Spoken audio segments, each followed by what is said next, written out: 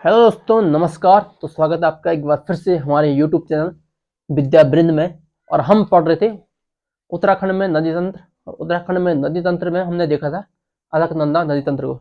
वैसे मैंने पिछली कक्षा में पूरी वीडियो अलकनंदा नदी तंत्र की रिकॉर्ड कर ली थी, लेकिन आधी वीडियो में उसमें आवाज़ नहीं आ पाई, जिस कारण से मुझे आधी वीडियो अपलोड करनी पड़ी। ठीक है।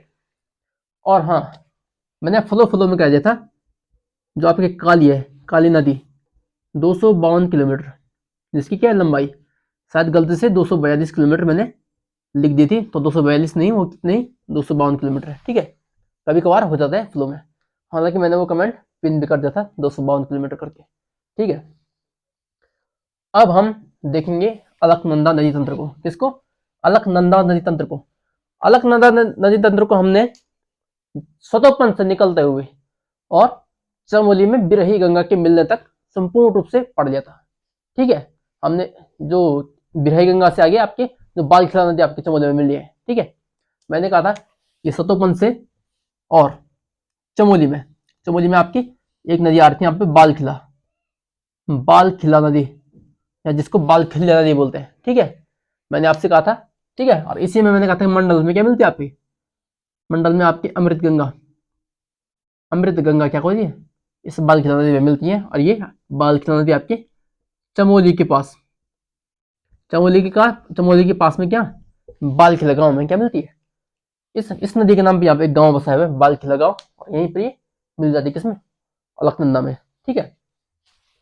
तो आज हम देखेंगे क्या, अलकनंदा नदी तंत्र पार्ट 2। ठीक है। अलकनंदा नदी तंत्र पार्ट 2, अलकनंदा नदी तंत्र पार्ट 2 हम आज देखने वाले हैं। ठीक है। ये आपकी है अलकनंदा तंत्र, ये आपकी अलकनंदा।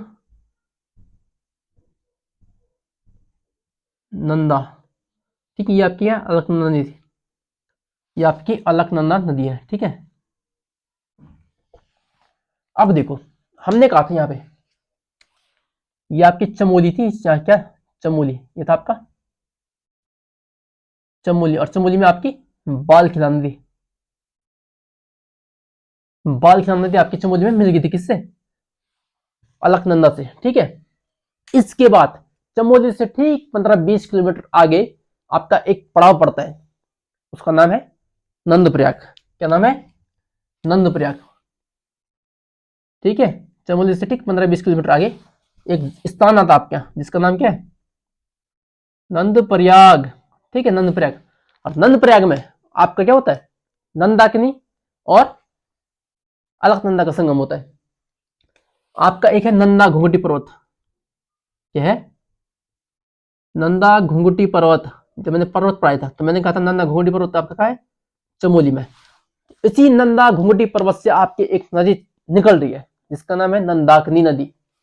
इस नदी का नाम क्या है, इस नदी का नाम है नंदाकिनी नदी, नंदाकिनी नदी। ठीक है। इस नंदाकिनी नदी के बारे में कहते हैं कि इस नंदाकिनी नदी का पानी देवताओं को नहीं चढ़ाया जाता है। ठीक है।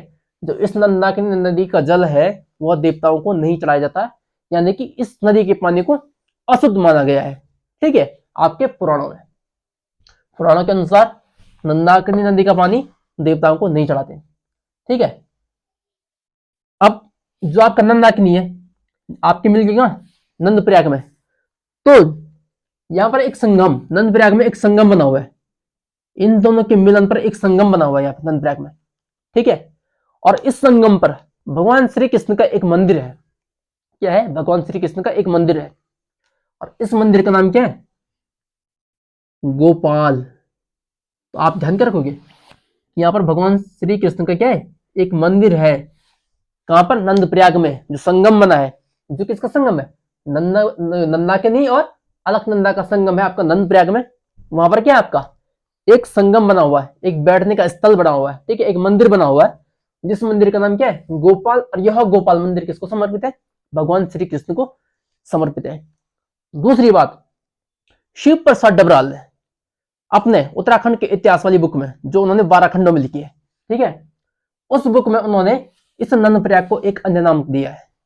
इस नंदप्रयाग को उन्होंने कहा तक्षक प्रयाग। क्या कहा है? तक्षक प्रयाग, तक्षक प्रयाग का आनंद प्रयाग को किसने? शिव प्रसाद डबराल ने। किसने कहा? शिव प्रसाद डबराल ने। शिव प्रसाद डबराल ने। किसने कहा? शिव प्रसाद डबराल ने। यहाँ जगह नहीं होगी, शिव प्रसाद डबराल ने कहा। ठीक है, शिव प्रसाद डबराल, जिसका अपना, जिनका जो उपनाम है क्या कहते हैं हम? सारण कहते हैं। किसको? शिव प्रसाद डबराल को, इंसाइक्लोपीडिया ऑफ उत्तराखंड जिनको हम कहते हैं। ठीक है, जो इन नंदाकिनी की सहायक नदियां हैं, नंदाकिनी, ये आपका है त्रिशूल पर्वत। कौन सा? त्रिशूल पर्वत, त्रिशूल पर्वत। ठीक है, और मैंने आपसे कहा था त्रिशूल पर्वत की हाइट कितनी है? 71-20। कितनी है? 71-20 मीटर। ठीक है, इसी त्रिशूल पर्वत की तलहटी पर आपका एक तालाब है। यहाँ पे क्या आपका एक तालाब है, जिस तालाब का नाम क्या है? रूपकुंड। इसको कहते क्या? रूपकुंड। इस रूपकुंड को रहस्यमयी ताल भी कहा जाता है। क्यों? क्योंकि इस रूपकुंड में मानव के क्या, मानव बहुत बड़े बड़े मानव के, ठीक है, यानी कि 8-10 फीट के मानव के क्या, आपके क्या जो कंकाल मिले हैं। और जब वैज्ञानिकों ने इसकी खोज की, ठीक है, तो कार्बन डेटिंग से पता लगा कि ये जो क्या आपके, जो यहाँ पे आपके जो कंकाल मिले, कंकाल, तो वो कंकाल किसके हैं? वो कंकाल आपके महाराणा निबलबा और महाराजा यशधवल के सैनिकों के थे। ठीक है, अब देखो, इस रूपकुंड से एक आपकी नदी निकलती है। इस रूपकुंड से ही आपकी क्या एक नदी निकलती है, ठीक है, जिसका नाम है रूपगंगा। जिसका नाम क्या है? रूपगंगा। ठीक है, इस नंदाकिनी की 2 और नदियां आके इसमें मिलती है, नंदाकिनी में। ठीक है, एक का नाम है आपका क्या? चौफलागाड़। क्या है? चौफलागाड़। और एक का नाम है आपका मोलगाड़। एक और मिलती है, इसका नाम क्या है? मूलगाड़। तो जो आपकी नंदाकिनी की सहायक नदियां, आपकी नंदाकिनी की सहायक नदियां है कौन सी? चौफलागाड़, मूलगाड़ और रूपगंगा। कौन सी? चौफलागाड़, मूलगाड़ और रूपगंगा आपकी किसकी सहायक नदी है? ये सहायक नदी आपकी किसकी है? नंदाकिनी की सहायक नदियां है। ठीक है, ये किसकी सहायक नदियां है? नंदाकिनी की सहायक नदियां है। इसके बाद नंदप्रयाग से ठीक 30-35 किलोमीटर की दूरी पे आपका एक और प्रयाग है। ठीक है, जिसका नाम क्या है? कर्णप्रयाग। जिसका नाम क्या है? जिसका नाम है आपका कर्णप्रयाग। ठीक है, भगवान कर्ण के नाम पर इस प्रयाग का नाम कर्णप्रयाग बना। ठीक है, जब मैंने आपसे कहा था बागेश्वर, बागेश्वर मैंने बागेश्वर में आपको एक ग्लेशियर पढ़ाया था, पिंडारी ग्लेशियर। क्या पढ़ाया था? पिंडारी ग्लेशियर। तो बागेश्वर के पिंडारी ग्लेशियर से, बागेश्वर के पिंडारी ग्लेशियर से, किस ग्लेशियर से? पिंडारी ग्लेशियर, जिसको मैंने क्या कहा था? उत्तराखंड का दूसरा सबसे बड़ा ग्लेशियर आपका कौन? पिंडारी ग्लेशियर, जो बागेश्वर, चमोली और पिथौरागढ़ में फैला हुआ है, यानी कि इन तीनों जनपदों की सीमा पर फैला हुआ है।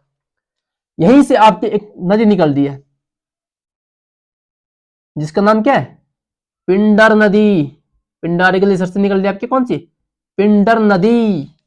ठीक है, इसी पिंडर नदी को भगवान कर्ण के नाम पर या महाबली कर्ण के नाम पर क्या कहा जाता है? इसको कर्णगंगा भी कहा जाता है। क्या कहा जाता है? इसको कर्णगंगा भी कहा जाता है। जो आपकी क्या है?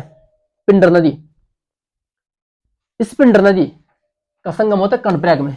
कहां पे? कर्णप्रयाग में। इस पिंडर की आपकी सहायक नदियां है आपकी। ठीक है, जब मैंने आपको याद होगा, आपको जो मैंने आपकी क्या पढ़ाया था? बागेश्वर पढ़ाया था। बागेश्वर में मैंने आपको एक कफनी ग्लेशियर पढ़ाया था, कफनी ग्लेशियर। तो वहीं से आके आप क्या थे? कफनी गाड़। आपकी एक नदी कौन सी आती है? आपकी नदी आती है कफनी, कफनी गाड़, या कहीं कहीं इसको कुफनी भी लिखा गया है। क्या? कुफनी, कुफनी, वो कुफनी गाड़ बोलो चाहे कफनी गाड़ बोलो। ठीक है, मैंने कहा कि बागेश्वर, चमोली और पिथौरागढ़ की सीमा पर क्या है आपका? पिंडारी ग्लेशियर। और इसी पिंडारी ग्लेशियर से बागेश्वर से निकल रही क्या? पिंडर नदी। ठीक है, बागेश्वर में स्थित एक अन्य, जो आपका मैंने ग्लेशियर पढ़ाया था आपको, कफनी ग्लेशियर, कहाँ है? कब? बागेश्वर में। वहां से आपकी कफनीगाड़ या कुफनीगाड़ नामक नदी निकलती है, जो किसमें मिल जाती है? जो पिंडर नदी में मिल जाती है। जो किसमें मिल जाती है? पिंडर नदी में मिल जाती है। ठीक है, आपकी एक श्रेणी है आपकी कैला विनायक श्रेणी। कौन सी? कैला विनायक श्रेणी। कैला विनायक श्रेणी। विनायक किसको कहते हैं? भगवान गणेश को कहते हैं क्या? विनायक। ठीक है, कैला विनायक श्रेणी से आपकी एक नदी निकलती है, जिस नदी का नाम है कैल गंगा। कैल गंगा। और यह कैल गंगा आपकी देवाल में, कहां पर? देवाल में, चमोली के देवाल नामक स्थान में पिंडर नदी से मिल जाती है। ठीक है, मैंने आपसे कहा कि पिंडारी ग्लेशियर से आपकी पिंडर नदी निकल रही है। ठीक है, जो कर्णप्रयाग में आकर अलकनंदा से मिल जाती है। इसी पिंडर की एक अन्य सहायक नदी है आपकी, कौन सी? कफनी घाट या कुफनी घाट, जो बागेश्वर के कफनी ग्लेशियर से निकलती है। देन मैंने आपसे कहा कि चमोली में एक श्रेणी, पर्वत श्रेणी है कैला विनायक श्रेणी। इसी से एक आपकी क्या नदी निकलती है, जिसको क्या कहते हैं? कैल गंगा कहते हैं। ठीक है, अंत में पिंडर की सबसे बड़ी सहायक नदी, पिंडर की सबसे बड़ी सहायक नदी, जब मैंने आपको लघु हिमालय पढ़ाया था, क्या पढ़ाया था? लघु हिमालय पढ़ाया था। लघु हिमालय में मैंने क्या कहा था? लघु हिमालय में आपकी एक चोटी है, एक पठार है आपका। कौन सा पठार? दूधा तोली का पठार। दूधा तोली का पठार। मैंने कहा था क्या? दूधा तोली का पठार। और मैंने आपसे कहा था इस दूधा तोली के पठार से आपकी 5 नदियां निकलती है। कितनी नदियां? 5 नदियां निकलती हैं, जिसमें एक पूर्वी नयार, पश्चिमी नयार और पश्चिमी रामगंगा, वूनो नदी और आटागाड़। तो इन पांचों में से जो आटागाड़ नदी है, ठीक है, इन पांचों में से जो क्या है? आटागाड़ नदी है। आटागाड़, ये आटागाड़ किसकी सहायक नदी है? ये आटागाड़ है आपकी पिंडर की सहायक नदी है, पिंडर की सबसे बड़ी सहायक नदी। तो दूधा तोली से निकलने वाली आपकी आटागाड़, कौन सी? आटागाड़ नदी। यह आटागाड़ नदी आपकी कर्णप्रयाग से 6 किलोमीटर, कर्णप्रयाग से जो सिमली है, सिमली में मिलते हैं। किससे? सिमली में मिलते हैं। कर्णप्रयाग से 6 किलोमीटर लगभग दूर क्या है? सिमली। ठीक है, तो इस सिमली नामक स्थान पर आटागाड़ आपकी मिल जाती है। किसमें? पिंडर नदी में। अब इस आटागाड़ के भी क्या है? कुछ अन्य 2 सहायक नदियां हैं। आटागाड़ की क्या है? कुछ अन्य 2 सहायक नदियां। अब देखो कौन कौन सी इस आटागाड़ की आखिर सहायक नदियां हैं। ठीक है, हमें याद कैसा रखना? देखो, आटा, आटा, आटागाड़, आटागाड़ का सिर्फ आटा याद रखो। क्या? आटागाड़ का केवल आप आटा याद रखो। आटा देखो, हमको भूख लगी है, हमारे पास क्या है? आटा है। तभी हमारे क्या हुआ? जब हम आटा से रोटी बनाएंगे तब हमारे क्या? प्राण बचेंगे। ठीक है, जब हमारे प्राण बचे रहेंगे तभी हम किसी को क्या? ज्ञान दे पाएंगे। ठीक है, तो हमारे पास आटा है, लेकिन इस आटे की जब हम रोटियां बनाएंगे तभी हमारे क्या बचेंगे? प्राण बचेंगे। तो प्राण से प्राणमति, प्राण से प्राणमति। ठीक है, जब हमारे प्राण बच गए तभी हम किसी को ज्ञान दे पाएंगे, तभी हमें ऊर्जा प्रदान होगी, देन हम आपको ज्ञान दे पाएंगे या किसी को ज्ञान दे पाएंगे। तो ज्ञान से ज्ञानमति, ज्ञान से ज्ञानमति। तो इस प्रकार से आटागाड़ की 2 सहायक नदियां कौन कौन सी है? प्राणमति और ज्ञानमति। ठीक है, प्राणमति और ज्ञानमति। देन मैंने आपको सबसे पहला प्रयाग आपको जोशीमठ के पास में विष्णुप्रयाग बताया था। ठीक है, विष्णुप्रयाग पंचप्रयागों में सबसे प्रथम प्रयाग है, जहां पर पश्चिमी धौलीगंगा और अलकनंदा, अलकनंदा का मैंने दूसरा नाम क्या कहा था? वहां पे विष्णु गंगा या विष्णुपदी गंगा कहा था। ठीक है, जो कि वह बद्रीनाथ के चरणों से होकर बहती है, यानी कि भगवान विष्णु के चरणों से होकर बहती है, जिसलिए हमने क्या कहा था? विष्णुपदी गंगा। ठीक है, देन द्वितीय प्रयाग आपका कौन सा आता है? द्वितीय प्रयाग आपका नंद प्रयाग आता है। कौन सा? नंद प्रयाग, जहां पे मैंने आपको बताया कि नंदाकिनी और अलकनंदा का संगम होता है।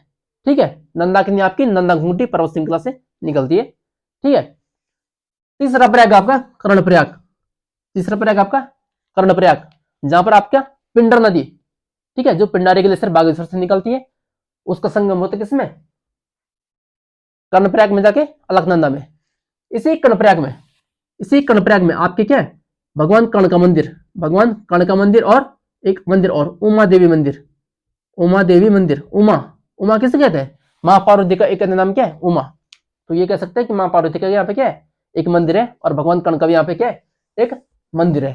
ठीक है, अब हम आगे बढ़ते हैं चौथे प्रयाग की ओर, जो हमारा चौथा प्रयाग है। चौथा प्रयाग क्या? हमारा चौथा प्रयाग है जो रुद्रप्रयाग। कौन सा? रुद्रप्रयाग। और इस रुद्रप्रयाग से बहुत बार क्या क्वेश्चन बन चुका है। ठीक है, अब तक आपने जो नदियां देखी, जो मुख्य नदियां, ठीक है, मुख्य नदी, ये नदी इस ओर बह रही है, देखो इस ओर बह रही है, मानो आप इस ओर खड़े हो तो आपका बायना कहाँ होगा, ऊपर को, यानी कि इधर क्या होगा आपका बायना, और आपका ही क्या लेफ्ट बायना, और आपका ये वाला हाथ है जो, ठीक है, मैं अगर ऐसे चल रहा हूं तो यही मेरा क्या है दायना, ये आपका क्या राइट। ठीक है, यहां से एक क्वेश्चन बनता है, अलकनंदा की एकमात्र प्रमुख सहायक नदी जो उसमें दाहिनी ओर से मिलकर, जो उसमें दाहिनी ओर से आकर मिलती है। ठीक है, तो वो नदी कौन सी आपकी, वो नदी है आपकी कौन सी, मंदाकिनी नदी। वो नदी कौन सी आपकी, मंदाकिनी नदी। इस नदी का नाम क्या है, मंदाकिनी नदी, मंदाकिनी नदी। यदि मैं रुद्रप्रयाग की बात करूं तो रुद्रप्रयाग का एक पौराणिक नाम है, यानी कि पुराणों में रुद्रप्रयाग को एक अन्य नाम से जाना गया है, जिसको क्या कहते हैं पुनाड़, इसको पुनाड़ नाम से जाना गया है। किस नाम से, पुनाड़ नाम से मंदाकिनी को जाना गया है। अब जब मैंने आपको केदारनाथ पढ़ाया था, तो केदारनाथ में मैंने कहा था कि जब आपका कंपेनियन ग्लेशियर है वो टूटकर चौराबाड़ी ताल में गिर गया था, तो चौराबाड़ी ताल टूट गया था। जब आपका चौराबाड़ी ताल टूट चुका था, तो चौराबाड़ी ताल से निकलने वाली एक नदी थी आपकी, जो केदारनाथ के बगल से होकर बहती है। कौन सी नदी थी, केदारनाथ से बगल से बहती है, मंदाकिनी, यानी कि मंदाकिनी आपके कहां से निकल रही है, चौराबाड़ी ताल से निकल रही है। और इसी नदी के कारण क्या उस टाइम पे बाढ़ वाला माहौल हो गया था आपका कहां, केदारनाथ में। ठीक है, और मैंने आपको याद हो गए थे तो मैंने आपको बताया था कि जब पहले इस मंदाकिनी नदी की लंबाई कितनी थी, 105 किलोमीटर थी। जब बाढ़ आई, बाढ़ में इसने अपना पूरा मार्ग बदल दिया, देन इसकी 5 किलोमीटर लंबाई बढ़ गई थी, और वर्तमान में इसकी लंबाई कितनी है, 110 किलोमीटर। कितनी है, 110 किलोमीटर है किसकी लंबाई, मंदाकिनी नदी की। तो मंदाकिनी नदी कहां से निकल रही, केदारनाथ के ठीक ऊपर से, केदारनाथ के ठीक ऊपर आपका एक ताल है, कौन सा, चौराबाड़ी ताल, चौराबाड़ी ताल। कौन सा ताल है, आपका चौराबाड़ी ताल है। इस चौराबाड़ी ताल से निकल रही है आपके कौन, मंदाकिनी नदी। ये आपकी कौन सी निकल रही है, मंदाकिनी नदी। इसी मंदाकिनी नदी के संग बगल में आपका एक मंदिर है, मैंने कहा इस मंदिर का नाम क्या है, केदारनाथ मंदिर, जो पंच केदार में प्रथम केदार के नाम से जाना जाता है, जहां पर भगवान शिव की पृष्ठ भाग की पूजा होती है, यानी कि ये पीठ वाला भाग है उनका, उसकी क्या होती है, पूजा होती है। ठीक है, अब देखो हमने देखा कि चौराबाड़ी ताल से निकल जाए आपकी क्या मंदाकिनी, जिसकी लंबाई कितनी है वर्तमान में 110 किलोमीटर, और आपके रुद्रप्रयाग या पुनाड़ में इस नामक स्थान में आके किसमें मिल जा रही है, अलकनंदा में मिल जा रही है। ठीक है, लेकिन अब हम देखेंगे इस मंदाकिनी के भी क्या है, कुछ अन्य सहायक नदियां हैं जो इसमें आकर अपना जल ला रही है। ठीक है, और इसकी जो जल घनत्व है उसको बढ़ा रही है। ठीक है, और मैंने दूसरी बात क्या कहा था आपसे, मैंने कहा था जो आपका ये रुद्रप्रयाग है, इस रुद्रप्रयाग में जो आपकी मंदाकिनी नदी है ये अपना जल लेके आती है। ठीक है, अब आपका एक ताल है यहाँ पे, वासुकी ताल, वासुकी ताल, रुद्रप्रयाग में आपका एक ताल है वासुकी ताल। जब आप प्रॉपर पढ़ोगे तो रुद्रप्रयाग और टिहरी की सीमा पे क्या है आपका वासुकी ताल स्थित है। रुद्रप्रयाग और टिहरी की सीमा पर क्या है, वासुकी ताल स्थित है, जहां पर क्या कहते हैं आपके, जहां पे आपके क्या कहते हैं समथिंग लाल जल और नीली कमल के लिए क्या है प्रसिद्ध है आपका कौन, वासुकी ताल। ठीक है, इस वासुकी ताल से आपकी नदियां निकल दी है, क्या निकल दी, आपकी नदियां निकल दी है, जिसमें एक नदी आपकी क्षीर गंगा या खीर गंगा, कौन सी, एक नदी आपकी निकल रही है, इस नदी का नाम है क्षीर गंगा। क्या, इसको क्षीर गंगा या क्या कहते हैं खीर गंगा। क्षीर और खीर, आपको यदि हिंदी आप लोगों ने पढ़ी होगी, जो आपका छ है, इस छ का जब क्या तत्सम में क्या था शब्द, तत्सम जब हम शब्द पढ़ते हैं संस्कृत के शब्द, तो इस छ को ऐसे लिखते हैं अक्षय, जिसका हम छ पढ़ते हैं। ठीक है, इसको क्षीर, लेकिन जब इसका तद्भव बन जाता है तो इसको क्या छ का ख बन जाता है खीर। तो ज्यादा फर्क इन दोनों में है नहीं, एक आपका तत्सम शब्द हो जाएगा, एक आपका तद्भव शब्द हो जाएगा। ठीक है, यानी कि दोनों क्या है कुल मिला के एक ही शब्द है। वासुकी ताल से आपकी दो नदी, एक नदी निकल रही है आपकी कौन सी, क्षीर गंगा या खीर गंगा। ठीक है, क्षीर गंगा या खीर गंगा आपकी निकल रही है। ठीक है, जो आपके सुमाड़ी के पास में का एक स्थान पर आती है, रुद्रप्रयाग में सुमाड़ी, सुमाड़ी नामक स्थान में आकर मिल जाती है। ठीक है, इसी वासुकी ताल से आपकी एक अन्य नदी निकलती है, इसी वासुकी ताल से आपकी एक अन्य नदी निकलती है। ठीक है, एक अन्य नदी आपकी निकलती किससे? इसी वासुकी ताल से, जिसको हम क्या कहते हैं? जिसको कहते हैं हम सोन गंगा। क्या कहते हैं? सोन गंगा, जिसको हम सोन गंगा या वासुकी ताल से निकलने का कारण कहते हैं क्या? वासुकी गंगा। क्या कहते हैं? वासुकी गंगा। आपकी सोन गंगा या वासुकी गंगा हम इसको कहते हैं। और जो आपकी सोन गंगा या वासुकी गंगा है, ये आपका सोनप्रयाग में आकर, कहां पर? सोनप्रयाग में, सोनप्रयाग नामक स्थान में आकर, सोनप्रयाग नामक स्थान पर आकर किसमें? मंदाकिनी नदी में मिल जाती है। ठीक है, मंदाकिनी नदी में मिल जाती है। कहां पर? सोनप्रयाग में आकर। ठीक है, आप देखो वासुकी ताल है, यहां से आपकी एक नदी निकली क्षीर गंगा या खीर गंगा, जो आपके सीधे आगे बढ़कर सुमाड़ी नामक स्थान में मंदाकिनी में मिल गई। लेकिन इसी के विपरीत दिशा से, इसी ताल से एक नदी और निकल रही है, वासुकी गंगा या सोन गंगा, जो आपका सोनप्रयाग में जाकर मिल रही है। लेकिन जो इसके बीच वाला चित्र है, यहाँ पर आपका क्या है? द्वितीय केदार, द्वितीय केदार मधुमेश्वर नाथ। क्या है? मधुमेश्वर। यहाँ पर आपका एक मंदिर है मधुमहेश्वर, जिसको हम क्या कहते हैं? द्वितीय केदार। ठीक है, जिसको हम क्या कहते हैं? द्वितीय केदार। इस मधुमहेश्वर मंदिर के पास में एक गुफा है, परशुराम गुफा। जिस गुफा का नाम क्या है? परशुराम गुफा, परशुराम गुफा। और इसी परशुराम गुफा के पास से आपकी एक नदी निकलती है, जिस नदी का नाम है मधुगंगा। जिस नदी का नाम क्या है? जिस नदी का नाम है आपका मधुगंगा। यहां से आपकी एक नदी निकल रही है, जिसका नाम क्या है? मधुगंगा। मैंने आपसे कहा यहां पर आपके क्या है? एक मंदिर है, मधुमेश्वर नाथ का मंदिर है, मधुमेश्वर मंदिर। ठीक है, जिसको द्वितीय केदार के नाम से जाना जाता है, जहां पर भगवान शिव के नाभि की क्या होती है? पूजा होती है। इसी मधुमेश्वर नाथ मंदिर के समीप क्या है? आपका एक गुफा है, परशुराम गुफा। जिस गुफा से आपकी एक क्या? छोटी सी नदी निकलती है, जिस नदी का नाम क्या है? मधुगंगा है। क्या है? मधुगंगा है। ठीक है, ये मधुगंगा आपकी आगे चलकर यहाँ पे क्या, इस स्थान पर कोई पर्टिकुलर नाम यहाँ पे है नहीं, मंदाकिनी नदी में मिल जाती है। ठीक है, देन इसके बाद, ठीक है, मैंने आपको क्या, ये आपके क्या है? सोनप्रयाग है आपका, सोनप्रयाग। तो सोनप्रयाग में देखो आप, सोनप्रयाग का एक नदी आपकी कौन सा रही? मंदाकिनी। एक आपकी सोनगंगा। लेकिन एक तीसरी छोटी सी गाड़ यहाँ पे आती है, एक तीसरी छोटी सी गाड़, एक तीसरी छोटी सी गाड़ यहीं पर आके क्या अपना संगम बनाती है। कभी पूछ न ले आयोग तो इसको भी लिख देगो, तोसी नदी। कौन सी? तोसी नदी। तो कभी आयोग यदि ऐसे कहे कि सोनप्रयाग में 3 नदियों का संगम होता है, तो आपने कहा क्या कहना है? बिल्कुल सर, सोनप्रयाग में 3 नदियों का संगम होता है, आपकी मंदाकिनी, सोनगंगा या वासुकी गंगा, और तीसरी तोसी नदी। तीसरी कौन आपकी? तीसरी आपकी तोसी नदी हो जाएगी। अब देखो, हमने देखा वासुकी ताल से निकलने वाली 2 नदियां, क्षीर गंगा और वासुकी गंगा, फिर मधुमेश्वर से आने वाली मधुगंगा। ठीक है, सोनप्रयाग में आपका मंदाकिनी, वासुकी गंगा या सोनगंगा या तोसी नदी। ठीक है, हमने यहाँ पे क्या आपको सुमाड़ी बताया था, एक स्थान क्या? सुमाड़ी, जहां पर आपके क्या, सुमाड़ी में मैंने कहा था कि क्षीर गंगा या खीर गंगा आपकी मिलती, किसमें किसमें किसमें मिलती है? आपकी मंदाकिनी नदी में मिल जाती है। कौन सी? क्षीर गंगा या खीर गंगा, जो निकल कहां से रही? वासुकी ताल से। और ये वासुकी ताल मैंने क्या कहा? रुद्रप्रयाग और टिहरी की सीमा पे है।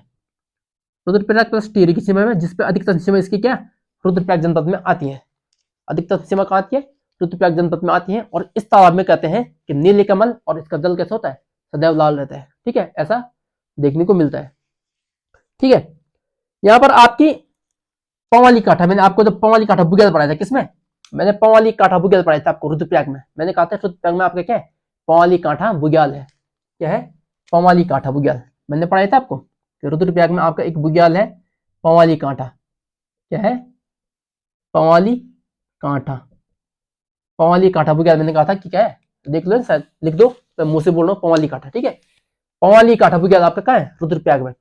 इसी पवाली कांठा से आपकी एक नदी निकलती है, जिस नदी का नाम क्या है? लस्तर नदी। जिस नदी का नाम क्या है?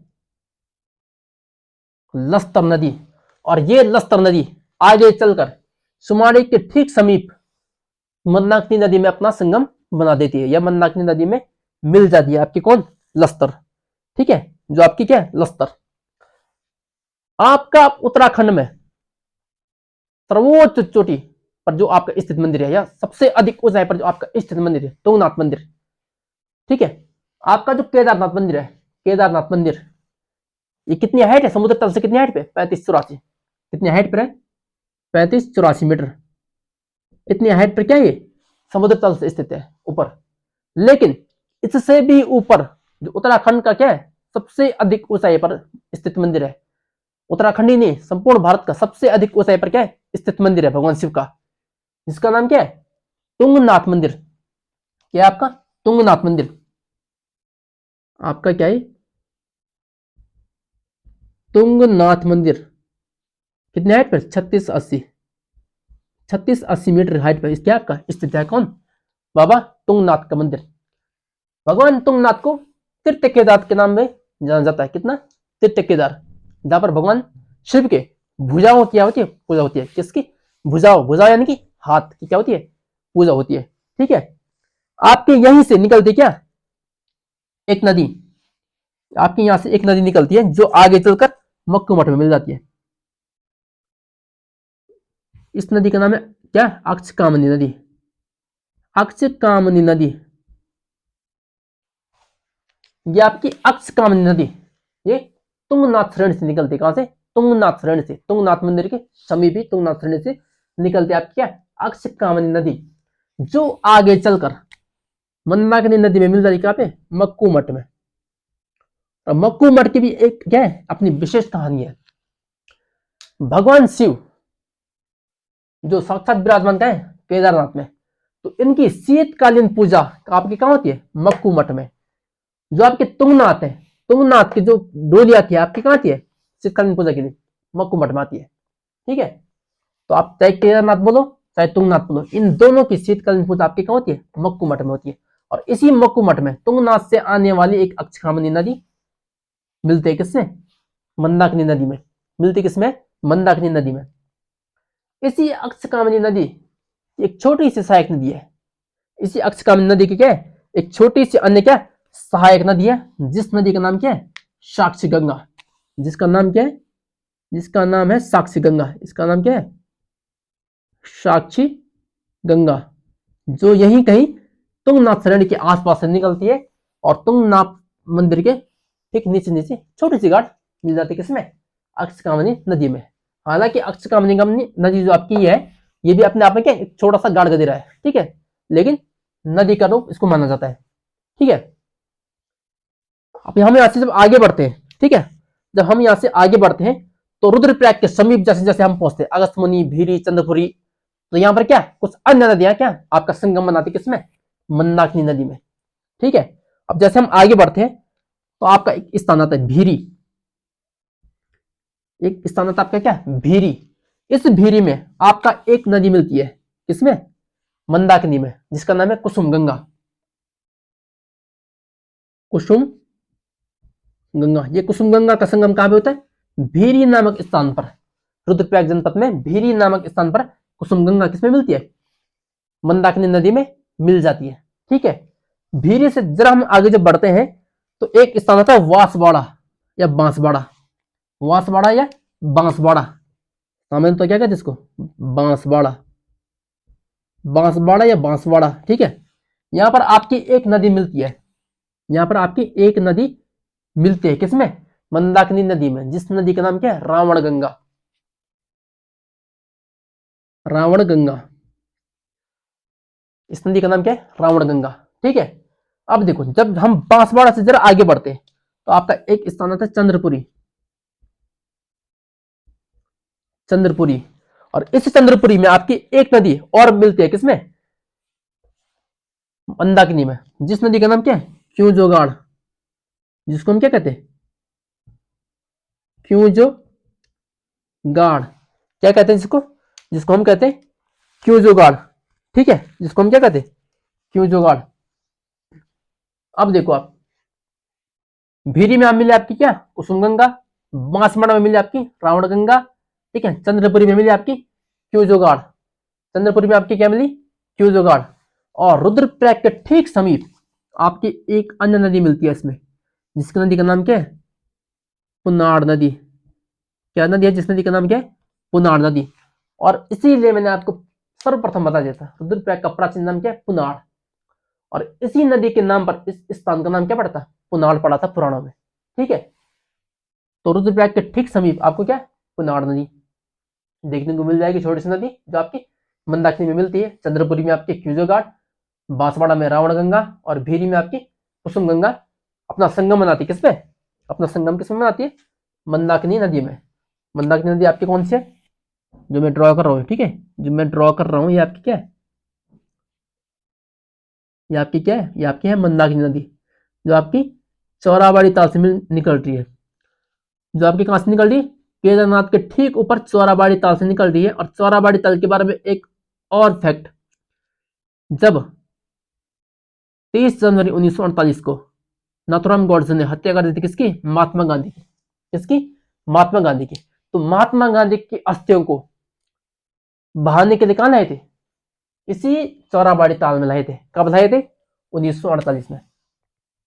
1948 में महात्मा गांधी की अस्थियों को इसी चौराबाड़ी ताल में क्या किया गया था, बहाया गया था। यदि कभी क्वेश्चन बने चौराबाड़ी ताल के बारे में कि निम्नलिखित में से कौन से कथन चौराबाड़ी ताल के बारे में क्या है, सत्य है या असत्य है।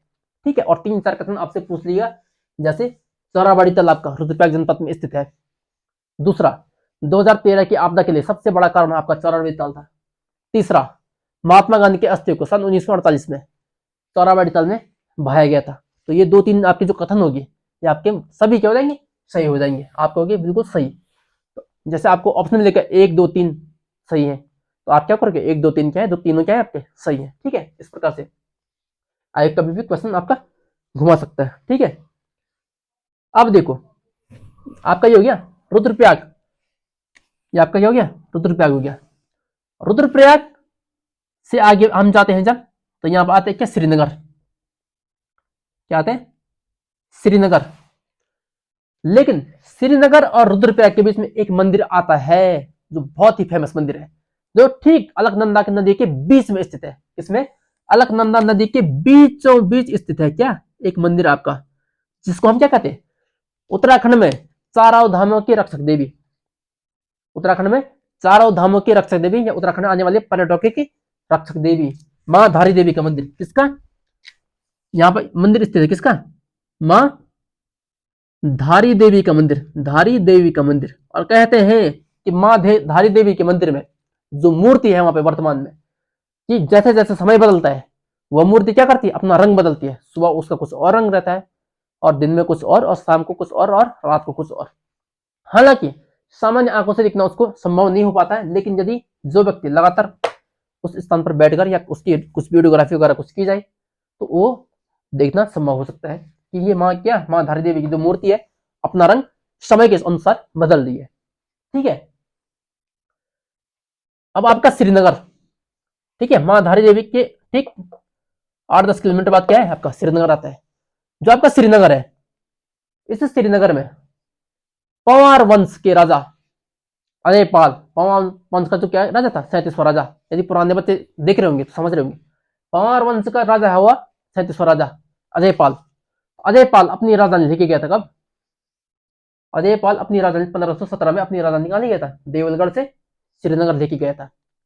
और 1517 के बाद जब तक सुदर्शन शाह ने गोरखों के सॉरी ये प्रद्युम्न शाह ने गोरखों के साथ 1804 में खुड़बड़ा का युद्ध न लड़ दिया, तब तक इनकी राजधानी कहां थी, श्रीनगर ही थी। जब पुनरुद्धार हुआ ब्रिटिशों की सहायता से पंवार वंश का, और सुदर्शन शाह राजा बना किसका, पंवार वंश का, तो सुदर्शन शाह ने अपनी राजधानी श्रीनगर से हटाकर टिहरी गढ़वाल का नीचे, टिहरी गढ़वाल यानी कि ठीक इधर, यहां से उठ गए इधर। हालांकि ये दोनों स्थान आपस में आगे पीछे मिल जाते हैं। ठीक है, तो सुदर्शन शाह श्रीनगर से अपनी राजधानी लेके कहां, टिहरी गढ़वाल चले जाता है। क्यों, क्योंकि वो ब्रिटिशों का युद्ध हर जाना नहीं दे पाता है, जो उसने वादा किया था कि मैं आपको इतने पैसे दूंगा, आप बस मेरे को युद्ध जितवा दो। ठीक है, अब देखो आप जब आप श्रीनगर से आगे बढ़ते हो तो आपका एक पवित्र स्थान आपका मिलता है आपको, देवप्रयाग। क्या मिलता है? देवप्रयाग। आपको मिलता है देवप्रयाग, देवप्रयाग नामक स्थान आपको मिलता है। और इसी देवप्रयाग को एक अन्य नाम से कहा जाता है इंद्रप्रयाग। क्या? इंद्रप्रयाग इसको कहा जाता है। इसको एक अन्य नाम क्या कहा जाता है? इंद्रप्रयाग। यदि आपसे कभी पूछे कि निम्न में से किस प्रयाग को इंद्रप्रयाग के नाम से भी जाना जाता है, तो आप क्या कहेंगे? देवप्रयाग। देवप्रयाग के बारे में और एक बात कही जाती है कि देवप्रयाग में क्या होता है? कौवे नहीं पाए जाते हैं। ठीक है। समस्त तीर्थों का शिरोमणि नाम से भी किसको? देवप्रयाग को जाना जाता है कि ये देवप्रयाग क्या है? समस्त तीर्थों का क्या? शिरोमणि है। लेकिन जब इतनी बातें हो रही हैं तो आखिर इतनी बातें इस देवप्रयाग के बारे में क्यों हो रही है? कुछ तो स्पेशल इस देवप्रयाग में होगा ही होगा। ठीक है। अब देखो, ये आपका गोमुख, गोमुख नामक स्थान है। ये गोमुख नामक स्थान आपका कहाँ है? गंगोत्री ग्लेशियर में। गंगोत्री ग्लेशियर जिसकी लंबाई 30 किलोमीटर और चौड़ाई 2 किलोमीटर। मैंने आपको पढ़ाया था कि गंगोत्री ग्लेशियर क्या आपका उत्तराखंड का सबसे बड़ा ग्लेशियर है। इसी गंगोत्री ग्लेशियर में एक छोटा सा स्थान है गोमुख, जहां से क्या आपकी एक नदी निकलती है। समय तो हम क्या कहते हैं? गंगा कहां से निकलती है? गोमुख से। तो गोमुख से जब आपकी निकलती है नदी और मिलती है कहां पे? देवप्रयाग में। कहां पे मिलती है? देवप्रयाग में। तो देखो, इस नदी का नाम कहते हैं कि मां गंगा को धरती पे कौन लाया? भगीरथ। हम क्या कहते हैं? गोमुख से गंगा निकलती है कहते हैं। तो गोमुख से जब गंगा निकल रही है तो कहते हैं कि तपस्वी भरी जो भगीरथ है, ठीक है, जिनके नाम पर गोमुख से लेकर देवप्रयाग तक इस नदी का नाम भागीरथी नदी रखा गया है। कहते हैं कि भगीरथ जी ने अपने पूर्वजों के उद्धार करने के हेतु मां गंगा की क्या की? बहुत कड़ी तपस्या की वर्षों। ठीक है। देन उनके कई पीढ़ियों का जो पाप मिटाने के लिए क्या है? प्रचित हुई क्या? मां गंगा अवतरित हुई किसपे? धरती पे। तभी से ये माना जाता है कि क्या जो हमारे हिंदू धर्म में है, हिंदू धर्म में जो वो करते हैं क्या, इंसान को जलाने के बाद उनकी जो अस्थियों को क्या बहा देते हैं किसमें? नदी में। तो वही अस्थियों को बहाने के लिए मां गंगा अवतरित हुई थी कहां पे? धरती पर। ठीक है। तो उन्हीं महान भगीरथ के नाम पे गोमुख से लेकर और देवप्रयाग तक इस नदी का नाम क्या कहा है? भागीरथी या भगीरथी नदी। ठीक है। कहा कि महान भगीरथ, मैं तुम्हारी तपस्या से क्या हूं? बिल्कुल खुश हूं मैं आपकी तपस्या से। और मैं आपको यह वचन देती हूं कि आज से गोमुख से और देवप्रयाग तक जो मैं हूं, यानी कि मां साक्षात गंगा आपके नाम से जानी जाएगी, यानी कि भगीरथ के नाम से जानी जाएगी। ठीक है। इस भगीरथ के नाम से जानी जाएगी। और यहां पर देवप्रयाग में संगम हो जाता है किसके? भागीरथी नदी और अलकनंदा का। और यहीं से आगे इस नदी का एक अन्य नाम पड़ जाता है जिसका नाम है गंगा नदी। जिसका नाम क्या है? गंगा नदी नाम पड़ जाता है इसका यहां से आगे। ठीक है। देवप्रयाग में आपके क्या? भागीरथी और अलकनंदा का संगम हो गया, जिसको हमने देवप्रयाग कहा या इंद्रप्रयाग कहा, या हमने क्या कहा? समस्त तीर्थों का शिरोमणि इसको हमने कहा। ठीक है। यहां पर आपके दो नदियां आती हैं, एक नदी बहुत अधिक शोर करती है और एक नदी बिल्कुल शांत रहती है। भागीरथी नदी इस प्रकार अत्यंत शोर करती है जैसे पुराने जमाने की क्या होती है? आपके सासे होते थे, बहुत क्या करते थे? बहू के लिए कड़कड़ कड़कड़ करती थी। तो इसीलिए इसी भगीरथ नदी को क्या कहता है? सास कहा जाता है। ये सास की तरह क्या करती है? बिल्कुल ज्यादा आवाज करती है। जबकि नई नवेली दुल्हन, नई नवेली बहू की तरह बिल्कुल शांत बैठी है कौन? अलकनंदा नदी। कौन? अलकनंदा। तो अलकनंदा को क्या कहते हैं? यहाँ पे इसको बहू कहते हैं। तो भागीरथी नदी को सास और अलकनंदा नदी को बहू की संज्ञा दी गई है यहाँ पर। ठीक है। हालांकि यदि आपसे कभी पूछे कि सास बहू का खेत कहाँ है, तो आपका बागेश्वर में हो जाएगा। ठीक है। यदि सास बहू का खेत पूछे तो आपका बागेश्वर में हो जाएगा। लेकिन यदि सास और बहू नाम से नदी पूछे तो आपका सास आपकी भगीरथ हो जाएगी और बहू आपकी अलकनंदा हो जाएगी। इस प्रकार से हमारा क्या हुआ? अलकनंदा नदी तंत्र क्या हुआ? पूर्ण हुआ। जो हमने दो भागों में क्या किया? इसको पूर्ण किया। तो आप सभी लोगों से यही अनुरोध है, यदि आपको ये लेक्चर क्या पसंद आ रहे हैं और आपको अच्छा कंटेंट मिल रहा है, तो आपके जितने भी साथी हैं जो तैयारी करना चाहते हैं, आपके भाई बहन हैं, रिश्तेदार में कोई है, पैसों की कमी है लेकिन तैयारी करना चाहते हैं, तो उनको क्या करना है? बस एक 5 रुपए की पेन लेनी है, एक रफ कॉपी 10 रुपए की लेनी है और तैयारी यहीं से शुरू हो सकती है। ठीक है। तो आशा करते हैं आपको समझ आया होगा। ठीक है। आप एक दो बार देख लोगे इस वीडियो को, या फिर अपनी कॉपी में ड्रॉ करके एक दो बार इसको पुनः ड्रॉ कर लोगे तो आपको समझ में आ जाएगा ये चीजें, कंट्रास्ट आपको हो जाएगी। ठीक है। जब हम यहाँ से आगे बढ़ेंगे, देखो हम यहाँ से आगे बढ़ेंगे। अब हमने भागीरथी नदी केवल दर्शाया, भागीरथी नदी क्या है, मिल जाती कहां पर, देवप्रयाग में। लेकिन इस भागीरथी नदी की भी क्या बहुत सारी सहायक नदियां हैं, कितनी, बहुत सारी सहायक नदियां। तो हम अपने अगले लेक्चर में क्या देखेंगे, हम अपने अगले लेक्चर में देखेंगे कि इस भागीरथी की बहुत सारी सहायक नदियां कौन कौन सी है। यानी कि हम अगले जो लेक्चर पढ़ेंगे, क्या पढ़ेंगे हम, तो अगला लेक्चर हम भागीरथी नदी तंत्र देखने वाले हैं, भागीरथी नदी तंत्र देखने वाले हैं। तो आज की क्लास आपको यहीं पे समाप्त होती है। बहुत बहुत धन्यवाद।